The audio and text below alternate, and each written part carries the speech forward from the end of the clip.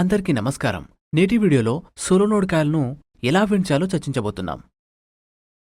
లక్ష్యం: ఈ వీడియో ముగింపులో మీరు వీటిని చేయగలరు. సోలోనోడ్ కాయిల్ను వించేయడం, విద్యుత్ క్షేత్ర ప్రవాహం యొక్క అయస్కాంత ప్రభావాన్ని నిర్ణయించడం.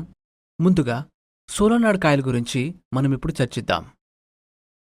సోలోనాయిడ్ అనేది నియంత్రిత అయస్కాంత క్షేత్రాన్ని ఉత్పత్తి చేసే హెలికల్ కాయిల్ ద్వారా ఏర్పడిన ఒక రకమైన విద్యుదయస్కాంత కాయిల్. దాని ద్వారా విద్యుత్ ప్రవాహాన్ని పంపినప్పుడు ఏకరీతి అయస్కాంత క్షేత్రాన్ని ఉత్పత్తి చేస్తుంది. విద్యుత్ వాటి గుండా వెళ్తున్నప్పుడు అన్ని వైపుల బలహీనమైన అయస్కాంత క్షేత్రాన్ని ఉత్పత్తి చేస్తాయి. ఈ లక్షణాన్ని మెరుగుపరచడానికి మరియు బలమైన అయస్కాంత క్షేత్రాన్ని సృష్టించడానికి సోలోనోయిడ్ కాయిల్ కోసం వైర్లు కాయిల్లో గాయపడతాయి. కాయిల్లో ప్రేరేపించబడిన అయస్కాంత క్షేత్రం మొత్తం మలుపుల సంఖ్య మరియు కాయిల్లో ప్రవహించే కరెంట్ మొత్తంపై ఆధారపడి ఉంటుంది. సోలోనోయిడ్ కాయిల్ అనేది ఒక సాధారణ విద్యుత్ భాగం. ఇది విద్యుత్ అయస్కాంత క్షేత్రాన్ని ఉత్పత్తి చేయడానికి సాధారణంగా మృదువైన ఇనుముతో తయారు చేయబడిన కోర్ చుట్టూ గట్టిగా చుట్టబడిన వైర్ను ఉపయోగిస్తుంది. సోలోనోయిడ్ కాయిల్ అనేది చాలా బహుముఖ సాధనం. వీటిని ఉత్పత్తి యంత్రాలు, ఉపకరణాలు మరియు వివిధ రకాల ఆటోమేటెడ్ పరికరాలలో చూడవచ్చు. సరళ చలనాన్ని సరఫరా చేయడానికి విద్యుత్ ఉత్పత్తిని యాంత్రికంగా మార్చడం సోలోనాయిడ్ కాయిల్ యొక్క ప్రాథమిక ఉద్దేశం. రాగి తీగ అనేది సోలోనాయిడ్ కాయిల్ని నిర్మించడానికి ఉపయోగించే అత్యంత సాధారణ రకం వైర్. ఇతర రకాల తీగలు అందుబాటులో ఉన్నాయి, కానీ వాటిలో ఏది రాగికి సమానమైన వాహకమవుతుందో ఆవశ్యకతను కలిగి ఉండదు. ఒక సర్క్యూట్లోని మ్యాగ్నెటిక్ ఫీల్డ్లో మార్పు పొరుగు సర్క్యూట్లో వోల్టేజ్ని ప్రేరేపించినప్పుడు పరస్పరం ప్రేరేపించబడిన ఎలక్ట్రోమోటివ్ ఫోర్స్ ఈఎంఎఫ్ ఎంపికలు సంభవిస్తాయి. ఈ దృగ్విషయం ఫారడే యొక్క విద్యుదయస్కాంత ప్రేరణ చట్టంపై ఆధారపడి ఉంటుంది మరియు ట్రాన్స్ఫార్మర్లు, జనరేటర్లు మరియు ఇతర పరికరాల ఆపరేషన్కు బాధ్యత వహిస్తుంది. ఇది సింపుల్లో ఎలా పనిచేస్తుందో విడదీయండి. అయస్కాంత క్షేత్రాన్ని మార్చడం.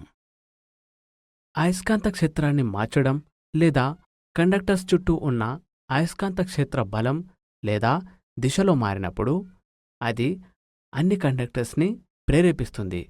అయస్కాంత క్షేత్రంలో ఈ మార్పు అయస్కాంత కదలిక, సమీపంలోని వైర్లలో ప్రస్తుత ప్రవాహంలో మార్పులు లేదా అయస్కాంత వాతావరణంలో మార్పుల కారణంగా సంభవిస్తుంది.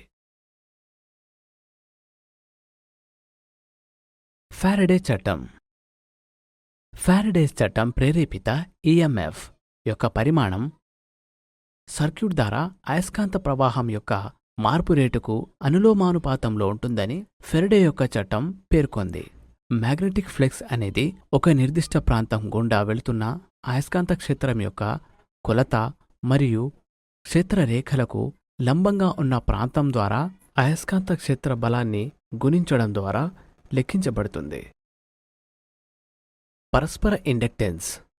ఒక సర్క్యూట్ మారుతున్న అయస్కాంత క్షేత్రం మరొక సర్క్యూట్లో వోల్టేజ్ను ఎంతవరకు ప్రేరేపిస్తుందో పరస్పర ఇండెక్స్ కన్నా ఎక్కువ నిర్ణయించబడుతుంది.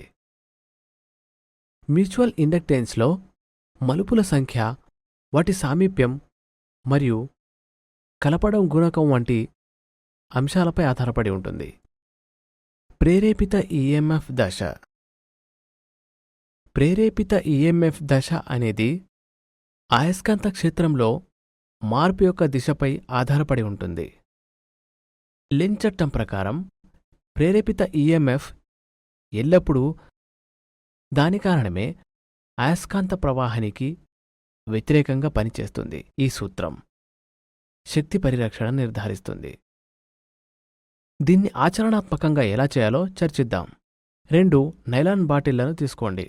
బాబిన్ను 22 SWG super enamel power wire 400తో మలుపులు చుట్టి సోలోనాయిడ్ కాయిల్ను తయారు చేయండి. అది కాయిల్ ఏగా ఉండనివ్వండి. ఇతర బాబిన్ను అదే రాగి తీగతో 400 మలుపులు చుట్టి సోలోనాయిడ్ కాయిల్ను తయారు చేసి కాయిల్ బీగా ఉండనివ్వండి.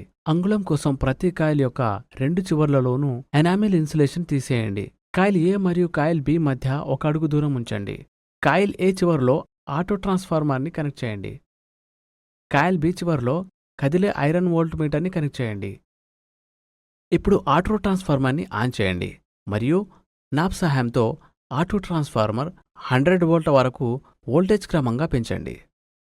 ఇప్పుడు కాయిల్ బిని కాయిల్ ఏ వైపు తాకకుండా మరియు కాయిల్ బి కాయిల్ ఏకి కదులుతున్నప్పుడు వోల్ట్మీటర్ రీడింగ్ను నెమ్మదిగా పెరుగుతాయని గమనించండి. మరొక ఉదాహరణతో చర్చిద్దాం. ఏ మరియు బి అనే 2 కాయిల్స్ని తీసుకోండి. ప్రతి కాయిల్లో 400 మలుపులకు 22 SWGతో ఎనామిల్ కాపర్ వైర్ ద్వారా గాయమవుతుంది. కాయిల్స్ పవర్లో ఉన్నప్పుడు ఇన్సులేషన్ తీసేయండి. కాయిల్ ఏ యొక్క 2 టెర్మినల్ వద్ద 12 వోల్ట్ బ్యాటరీని కనెక్ట్ చేయండి. కాయిల్ బి చివరిలో 10 mm LED లైట్ని కనెక్ట్ చేయండి. ఇప్పుడు కాయిల్ బిని కాయిల్ ఏకి తరలించండి మరియు పరస్పర కారణంగా మీరు కాయిల్ బిని కాయిల్ ఏకి దగ్గరగా తరలించినప్పుడు LED లైట్స్ ప్రకాశవంతంగా మెరుస్తున్నట్లు నిర్ధారించుకోండి. ఈ వీడియోను చూసిన తర్వాత మీరు పరస్పర ప్రేరేపించబడిన EMFని రూపొందించగలరని నేను ఆశిస్తున్నాను. చూసినందుకు కృతజ్ఞతలు. శుభదినం.